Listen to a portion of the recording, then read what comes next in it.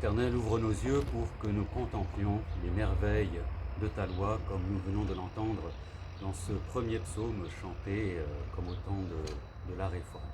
Je vous invite à entendre les 10 commandements, ou plutôt les 10 paroles, telles qu'elles nous ont été données au livre de l'Exode. Je suis l'Éternel, ton Dieu, qui t'ai délivré de la servitude, de l'Égypte. Tu n'auras pas d'autre Dieu devant ma face. Tu ne te feras pas d'idole pour te prosterner devant elle.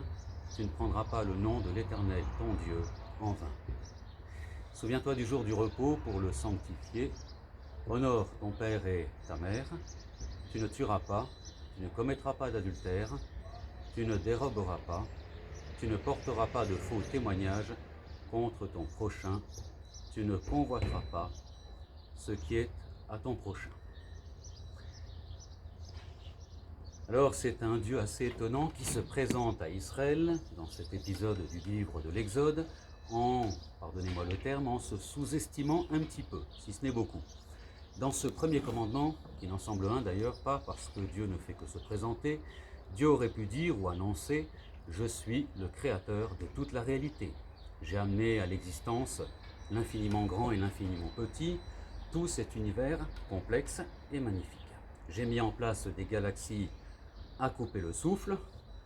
J'ai et je suis celui qui a amené la vie sur Terre, du végétal à l'être humain, et qui suis à l'origine de cette belle nature qui ravit vos regards et qui vous nourrit. Bref, Dieu aurait pu se présenter en maître de l'univers dans son infinie souveraineté.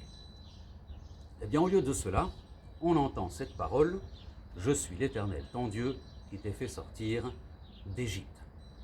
Alors je veux bien que l'Exode ce fut un événement impressionnant, mais quand même il ne s'agit que du déplacement d'une population, pas immense, de quelques kilomètres vers l'est, vers le Sinaï, dans des dunes de sable. En tout cas, ça ne ressemble pas à la création d'un univers magnifique et complexe.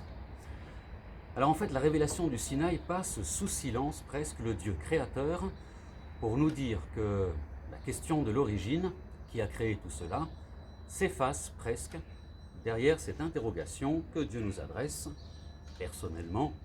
Qui suis-je pour toi, personnellement, en tant qu'individu? Il fallait donc ce Sinaï, ou cette montagne, cette révélation d'une loi qui est venue planter sa tente parmi nous, pour reprendre une parole qui sera énoncée bien plus tard, au début de l'évangile de Jean. Eh bien, le premier mot de la révélation du Sinaï donc débute par une phrase, un mot simple, une conjugaison, Anochi en hébreu, je suis l'Éternel qui t'ai fait sortir d'Égypte. Non pas le je suis du Créateur immense, mais celui d'un Dieu humble, personnel, qui devient pour toujours cette force divine qui accompagne chaque homme, chaque femme et chaque enfant. Un dernier mot, le nom hébraïque de l'Égypte, Mitzraïm, pour ceux qui aiment l'hébreu ou qui le connaissent ou ont envie de le connaître, signifie également frontière, limitation, finitude. Mitzraïm. Eh bien, la révélation du Sinaï fut celle du je suis qui est devenu pour chaque croyant, pour vous, pour moi, ton Dieu qui te fait sortir de la finitude de toute existence. Celui qui a envie de faire éclater tout confinement spirituel et mental. Le Sinaï relie le je suis du croyant avec l'absolu je suis de l'Éternel. Et bien par cette parole, le croyant, et ces choses étonnantes dans le texte biblique, est invité en quelque sorte à devenir lui-même infini, sans limite, déconfiné, intérieurement bien sûr. À devenir lui-même, et le mot n'est pas léger, univers de Dieu. De quelle manière? Tout en étant simplement porteur de sa parole. Amen. Oh,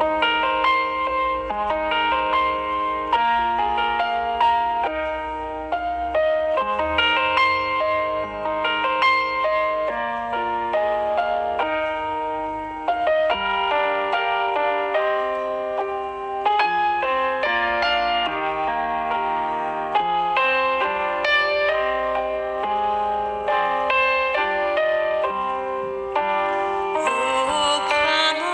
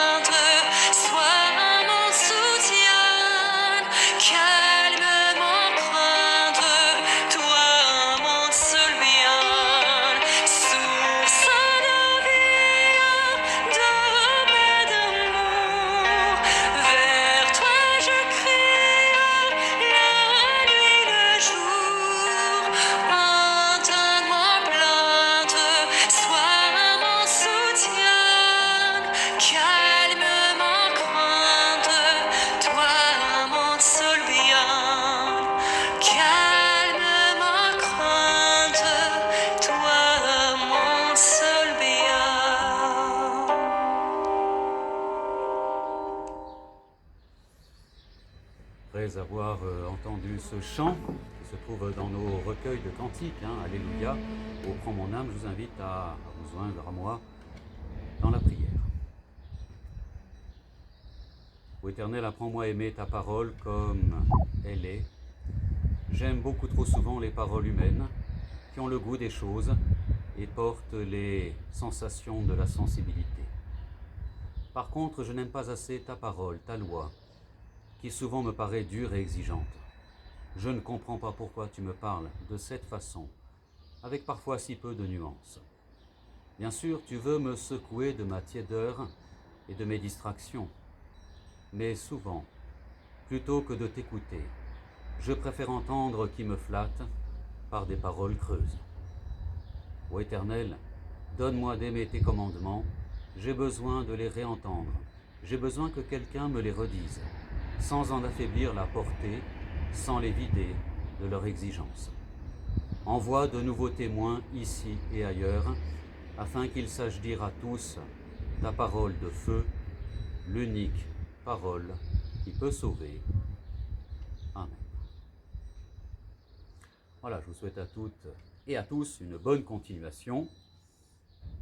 Soyez prudents, mais comme on l'a entendu, l'idéal du croyant, normalement, c'est de faire éclater ses limites, d'être déconfiné intérieurement, je précise, pour laisser place à l'infini de Dieu, à l'infinité de sa présence qui est amour. Que le Seigneur vous accompagne sur votre chemin. À bientôt.